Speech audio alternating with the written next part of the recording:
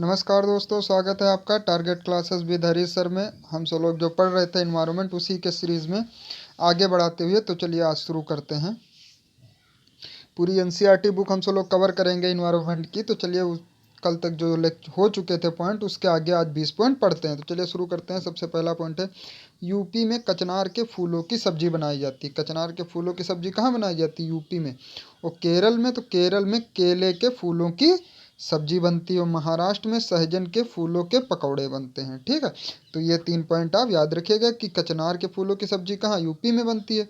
और केरल में क्या बनता है? केले के फूलों की सब्जी बनती है। महाराष्ट्र में सहजन के फूलों की पकौड़ी बनती है। ठीक है, चौथा पॉइंट क्या है कि गुलाब जल का उपयोग कहाँ कहाँ कर सकते हैं? दवाई में, मिठाई में व लस्सी में इस्तेमाल किया जाता है। गुलाब जल का उपयोग कहाँ कहाँ किया जाता है?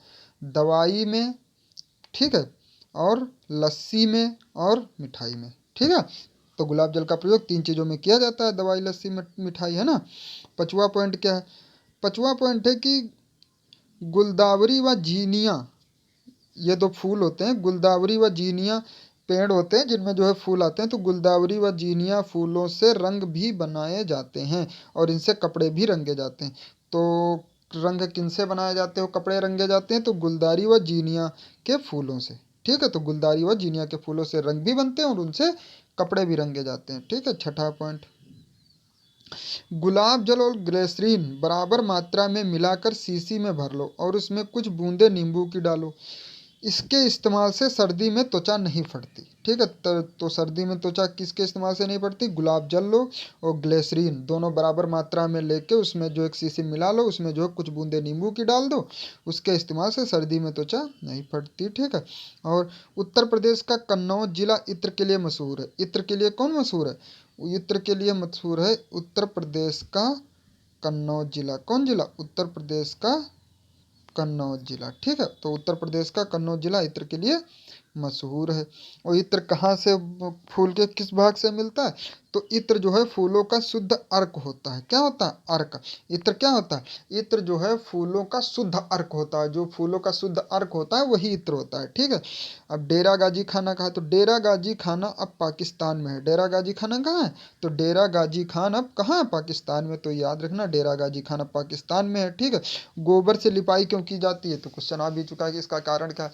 तो गोबर से लिपाई करने का कारण ये होता है कि मिट्टी में कीड़े नहीं लगते। तो गोबर से लिपाई करने से मिट्टी में कीड़े नहीं लगते। ठीक है, और नीम और कीकर की लकड़ियों में दीमक नहीं लगती। दीमक किन की लकड़ियों में नहीं लगती? नीम और कीकर, 2 पेड़ ऐसे होते हैं जिनके जो है दीमक नहीं लगती लकड़ियों में। कौन कौन? नीम और कीकर। ठीक है, हरियाणा से दिल्ली जाने में रास्ते में गुरुग्राम पड़ता है। हरियाणा से जब हम लोग दिल्ली जाते हैं तो रास्ते में क्या पड़ता है? गुरुग्राम पड़ता है। ठीक है, नेक्स्ट, पानी को उबालना, पानी साफ करने का सबसे अच्छा तरीका। अगर ये क्वेश्चन आ जाए पानी साफ करने का सबसे अच्छा तरीका कौन सा है, तो कौन सा है?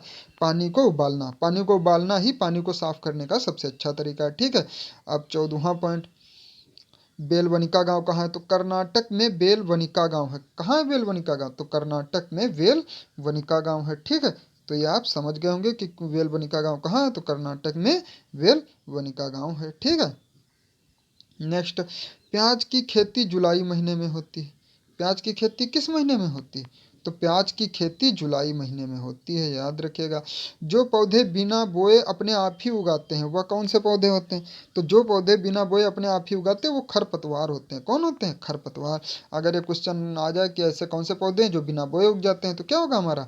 खरपतवार। अब इनके बारे में पूछ लिया जाता है, बहुत इंपॉर्टेंट है। गिजू भाई बधेका के बारे में पूछ लिया जाता है।